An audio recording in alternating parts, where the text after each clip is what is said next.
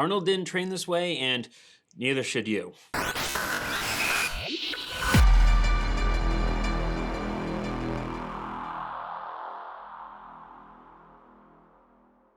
Welcome back to the channel, guys. My name is Joe. First time here, hit that subscribe button down below. I'd really appreciate it. Hope your workouts are going well this week also. And today, new review. It is Arnold's Blueprint to Mass. The reason I have it in quotes here is because, well, Arnold didn't actually design this. He's not affiliated with it at all. They kind of make it seem like this is the way he trained back in the day, when in reality, well, he didn't. This is not actually what he did when he was training for his competitions or even during the off season, okay? He did something completely actually different to this, but they put his name on it either way, so we're reviewing it. So when you first get the program, okay, you're not gonna be getting much in terms of explanations because there isn't really much. It first begins to explain how you need to train with high intensity and kind of goes into that a little bit. And then it explains 3 main methods that they have in the program, which aren't used actually all that much, just a few exercises here or there. But let's go over those methods here that they mentioned, those 3 ones, okay? And by the way, I have my iPad here with me just so I can do this as I go along with it, because there's a lot in this program here that I'm afraid that I would accidentally miss if I tried to just memorize it or even just had some simple notes. And by the way, guys, before I actually get into this, Jeffrey Very Schoenfeld, he did a review on this a couple of weeks ago. My review is gonna end up sounding very, very similar to what he had to say. It's for good reason, because a lot of what he had to say I not only completely agree with, but there's not really a whole other different way to put it. So I'm not trying to copy off of him at all. It's just we agree with a lot of the stuff in the review.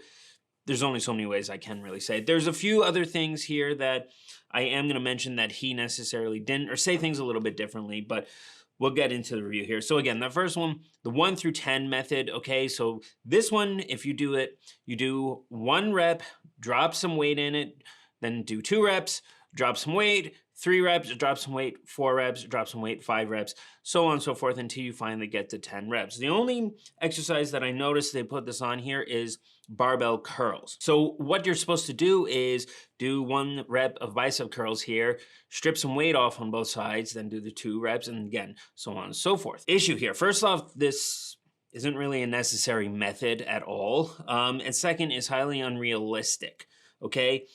How are you supposed to determine how much weight to take off the sides to then get to 2 reps? How are you supposed to calculate that? You're supposed to do it on the fly? You're not going to be able to. It's going to be complete guessing here, and most likely you're going to guess wrong. Also, how much weight are you supposed to put on each side in terms of the actual number of plates and everything, so you can, in fact, strip off the proper amount of weight? Are you supposed to put 5 pounds plates on each side only, and do 20 of them on each side or something, which obviously you can't? Whoever thought of this method clearly didn't actually bother to try it or didn't think it through. The second one here, the stripping method, shocking principle. It's a drop set. There's a fancy way of saying it's a drop set, okay? Yeah, these work. Again, they don't include it in a ton of exercises through here, but that's all it really is. Third one, max effort. This is not gonna aid you with mass or putting on hypertrophy. Okay, it's a powerlifting method. It's for adding on strength, okay? Powerlifters use max effort days on their bench or their squat or the deadlift days to help increase their 1 rep max in those particular lifts. This isn't gonna help you with hypertrophy, so why they even have it here in this program, I have no idea. Thankfully, it isn't included very often. So those are the 3 main methods that it mainly explains or talk about. The only one that has some validity to it here, again, is that stripping method, a drop set. But anyway, let's get into the split itself. And the split is actually pretty decent. It begins with chest and back on day 1, then day 2 is shoulders, triceps, and biceps. Day 3 is legs and calves, and then it repeats those 3 days again for 6 total days during the week. Like I said, this isn't the worst in the world. It's pretty decent. The only main concern here is putting shoulders and triceps the day immediately after doing chest. It's certainly doable. You certainly are able to most likely recover in time for your shoulders to get hit directly the next day. But having said that, I would have programmed it a little bit different. So you were doing chest, shoulders, and triceps on day 1, and then back and biceps on day 2. That would have given you more time for recovery while also being able to get, I think, honestly, a little bit better stimulus because your muscles wouldn't be as fatigued from the day before. If you do follow this type of split, okay, again, it's not the worst in the world. It can work. Then, they briefly mentioned stuff about the diet or the meal plan they recommend and supplementation. Not really gonna go into it much. In short, guys, you shouldn't be getting diet and supplementation advice from this. Okay, it's way out of their scope of practice. The meal plans they recommend are okay, but it's going to be highly dependent on the individual. And the supplements they recommend, some have some issues in it, such as one of them only having 1 gram of creatine in it, which isn't enough at all, okay? You need 5 grams of creatine a day for it to actually be an effective dose. So they're making recommendations here that aren't actually going to end up even helping you. Besides that, let's finally get into the program itself. So I'm going to go each day here, by day.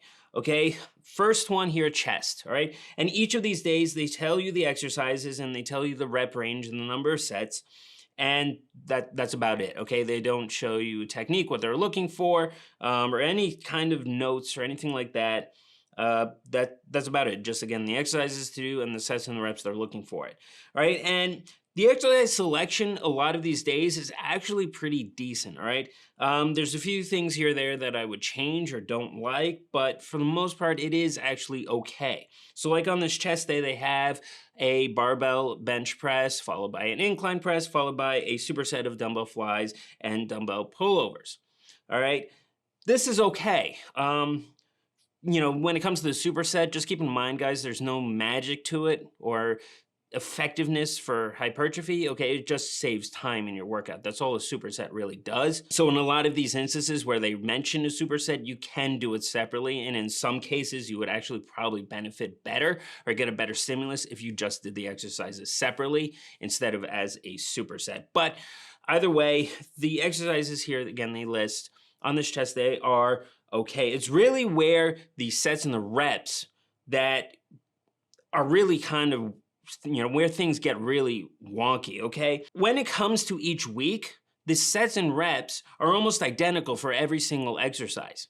So it doesn't matter what you're doing. If it's chest, back, shoulders, legs, the sets and reps that they put in there are exactly the same for all of them. There's a few instances where it is a little bit different, okay? Like on the leg day, there is a little bit of difference in there, but for the most part, it's exactly the same. This is just laziness, doesn't take the individual exercise into account and isn't necessarily going to help a lot of times.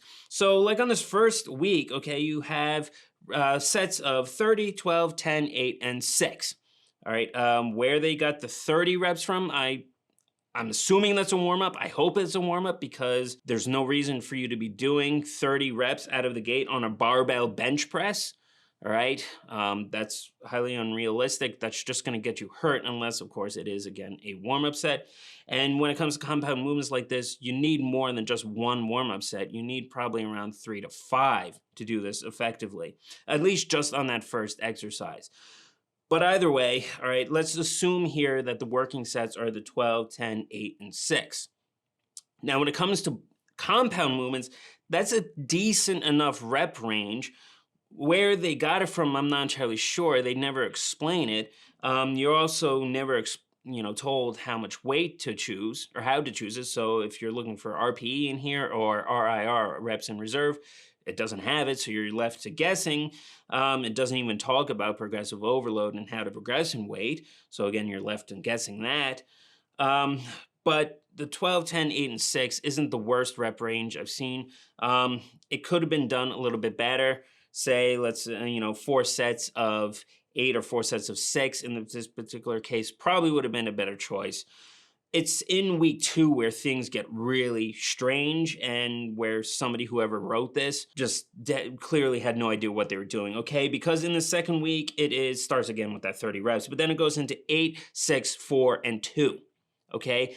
When it comes to the compound movements, when you get down to that 2 reps, yeah, you can get some stimulus out of it. Okay, again, more for strength, not hypertrophy. But like I mentioned, it's the exact same rep range for almost every other exercise that week as well. So that means if you're doing a barbell curl, you're doing the same thing, 8, 6, 4, and 2 for that. Where are you gonna get any stimulus out of 2 reps on a barbell curl? You're not, okay? Same with a lateral raise. You're not gonna get stimulus out of just 2 reps on that. So whoever put this in was either extremely lazy or didn't know how to actually properly program, okay? Didn't take the individual exercise into account. In general rule of thumb, guys, when you have a compound movement, that's gonna be in a little bit lower rep range side. A more isolated type movement, that's gonna be on the higher rep range size. Okay, that's a broad generalization, but that's the general rule of thumb when it comes to that. When you get to week 3, it then becomes 5 sets of 5. And then on week 4, you're then told to max out on either incline or flat. I'm not sure why they told you either one and what point there is. Just tell them which one specifically to max out on. You're probably better off maxing out on flat bench, but once again, like I mentioned, there's no reason for you to be maxing out in this, okay? Your goal isn't for strength, your goal is for hypertrophy, so maxing out on it isn't really gonna help you out in this case, unless you're trying to figure out what your 1 rep max is and then use that to figure out the percentage of that 1 rep max to then figure out the weight that you're gonna be using for your next phase, but it doesn't explain that at all. So again, it's not a lot of stuff in here that makes sense. Final thing on this particular day with the chest, okay, is they mentioned in week 1, you want on the incline bench here to have low angle, then week 2, medium angle, and then week 3, high angle, and then go back to low angle on week 4. Why they have you changing every single week, I don't know, okay? You're not gonna be able to progress very well for that. Maybe they're thinking that if you change the angle, you get at different parts of your upper chest as you go along. There's no basis for that. That's not how it actually works. Just pick one, okay? Either low or medium incline is probably your best choice. And in fact, I would recommend low incline, okay? Because the higher up in that incline you go, the more your shoulder gets stimulated or gets involved, okay? If you mainly want to target the chest muscle, then stick with the lower angle. It'll keep your shoulder, shoulder will still be involved with it in some, but it'll be the least amount involved with it in terms of an incline. Let's go on to back, okay? Same exact thing. The rep ranges, again, are pretty much exactly the same. The exercise selection is okay. I'm not a huge fan of chin-ups in general because a lot of people don't get their technique right for it. And as you higher up you go in the reps, the more like you are to screw up that technique and start cheating on it. You're probably better off doing a pull down, honestly, because you can keep your technique more consistent with it and you can do progressive overload with it a little bit more consistently. Again, like I said, the supersets don't serve much of a benefit here except for saving up on time. But then out of completely randomly under the rep ranges here, they list deadlifts and for you to do 10, 6, 4 or 5, 5, 5 or 12, 10, and 8. Where did deadlifts come from? I have no idea. Okay, it's not listed under the exercises to do. It's just listed randomly under rep ranges. So I don't know if you are in fact actually supposed to do deadlifts here or not. No idea. All right. But let's say if you are and you pick 12, 10, and 8, why would you ever do deadlifts with 12 reps? Okay, that doesn't make a whole lot of sense. You can in some instances, but deadlift is not one of those exercises that you should be doing high rep ranges with. You're better off picking the 5, 5, 5. Okay, but again, does it explain that? No. Getting on to the second day here, shoulders, triceps, and biceps. Same story. The rep ranges, again, same issues because, again, it's the same exact thing. Just laziness, somebody who doesn't know how to program. The difference here is that in the first exercise, the clean and press, they do have that listed as 5 sets of 5. At least that's a little bit better. Having said that, with this clean and press, are you supposed to be doing a dumbbell or a barbell? It doesn't say. I'm assuming barbell because the very next exercise, it does specifically say dumbbell press. So I'm assuming you're supposed to be doing clean and press with a barbell. Issue here.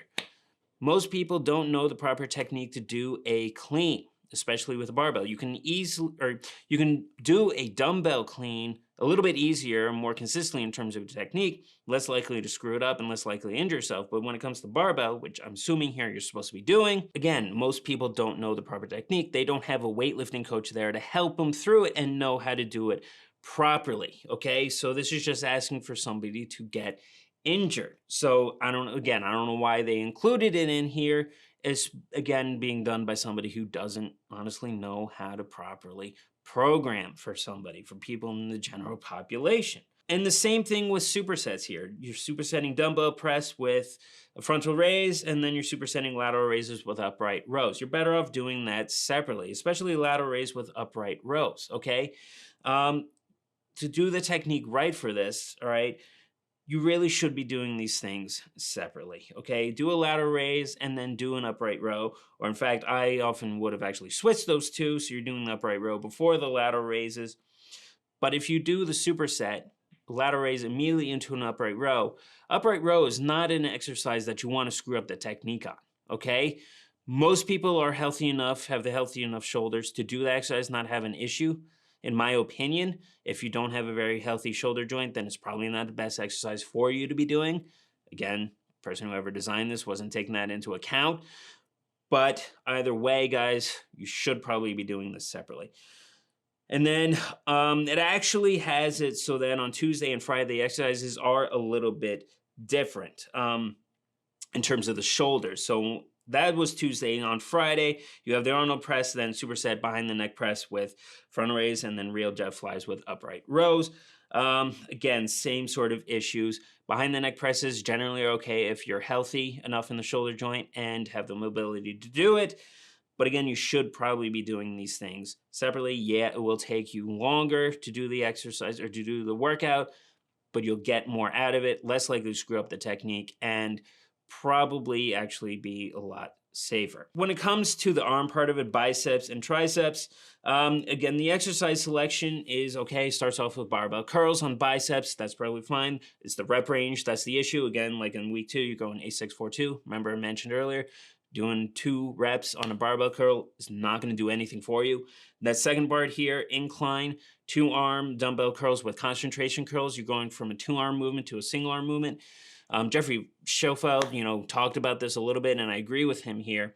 How are you supposed to know which arm to start with on that 1-arm movement afterwards? Like I mentioned, you're better off with a lot of these supersets doing them separately. You'll get more out of it this way. Then tricep, the big gripe here is starting with a close grip bench press.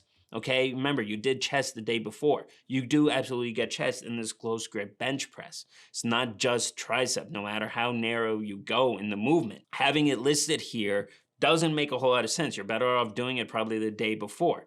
And like I mentioned, you're probably better off changing that split so you're doing chest, shoulders, and triceps on the same day instead of doing shoulders and triceps the day after. You're also doing, abs every single day. That's a little bit overkill. You don't need to do an ab exercise every single day. You could probably do it every other day and still get perfectly good stimulus with it. But if you want to do it every day, that's fine. But let's go on finally to legs, okay?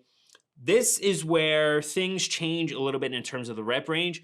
Honestly, for a little bit better, there's still some exercises here where the volume, the number of reps you're doing on that particular exercise may not necessarily be enough, such as leg extensions. Like you're doing 5 sets of 8 to 12 reps. You can get plenty of stimulus out of it, but leg extensions and leg curls, a lot of times you can get actually more stimulus by being around the 15 to 20 rep range, or even a little bit more. But other than that, 5 sets of 8 to 12 reps is okay.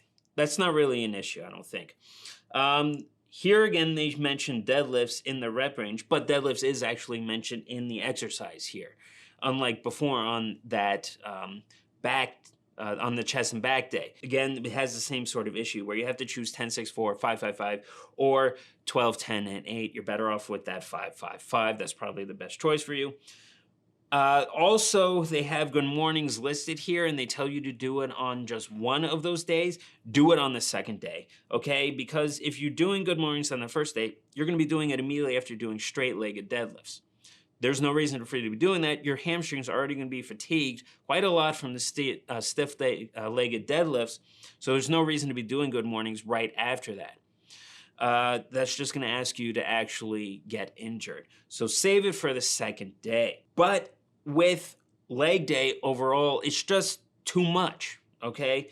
It's way more than you actually really need, all right? In terms of not only the number of exercises you're doing, but the overall volume you're doing. So let me talk about that real quick, okay? The overall volume that you're getting out of this. All right, when it comes to legs in each week, you're getting over 50 sets. That's way more than you actually need, okay? I've mentioned this before, and research suggests between 10 to 20 sets is probably what's optimal for most people for optimal hypertrophy, okay? This is 50 sets per week for legs. Again, way more than you actually will need. It's the same story with almost all the other days, okay? Chest is over 40 sets per week, and so forth. So the overall volume they put into this, it was done by somebody who didn't know, again, how to actually properly program. He just overdid it way more than you actually need to do with this. So that covers basically the first phase, okay? It's just was put together by somebody who thought that they knew the right exercises and then put in random rep ranges for no reason. When you get to the second phase here, okay, it's a little bit better. The split is exactly the same, and the exercises a lot of times stay the same as well. For the most part, they stay the same. It's the rep ranges and the sets that change, and actually for this, they change for the better a little bit. The volume overall is still too much, but the number of reps you're doing for, like, on incline bench press, 10 sets of 4 reps, the 4 reps is okay. Again, you're not trying to go for optimal strength here, you're trying to go for optimal hypertrophy, but the 10 sets is a little bit too much, I think. Then for a flat bench, they do 5 sets of 6 reps. That's probably okay, honestly, where they're getting. It's like they put down something kind of random here, but it's better. And then 5 sets of 12 reps on that superset. I'm talking about the chest day here. So that is actually okay for those particular movements. It's better than that first phase. And you could say similar things to a lot of the other days. A lot of these exercises, in general, it seems like the compound movements, they're giving it more around 10 sets of 4 reps. And then the isolated movements, they're going up to either 5 sets of 6, depending on what exactly that movement is, or 5 sets of 12 reps. So the volume or programming overall for phase 2 is a little bit better, I think. It still, a lot of times, doesn't make sense and not done very well, but it's better than that first phase. That's basically it with this program, guys, okay? It's not done very well. It's just not, okay? My score for it here, I'm gonna get right into it. It is a 2 out of 10. The only saving grace out of it really is that the exercise selection is sometimes decent, but still a lot of times doesn't make a whole lot of sense, or could be done certainly better, or to the point where it could potentially end up getting you injured, because it could put your technique in jeopardy, especially if you do some of those particular supersets. Okay, so there's no reason really for you to be doing this program, honestly. Like I said, this is not what Arnold did when he was training. Arnold was not affiliated really with this particular program at all. He didn't really design it. Why they even put his name on here, I don't really know. I guess to maybe sell it. But, he has nothing really to do with it. So that is my review for this particular program, guys. Definitely would not recommend it because it was done by somebody who, honestly, I don't think really knew what they were doing, didn't take actual general population into account, the individual exercises into account, or just really anything into account. So, I hope you enjoyed this review, guys. I'll certainly be back with more, and I will see you next week.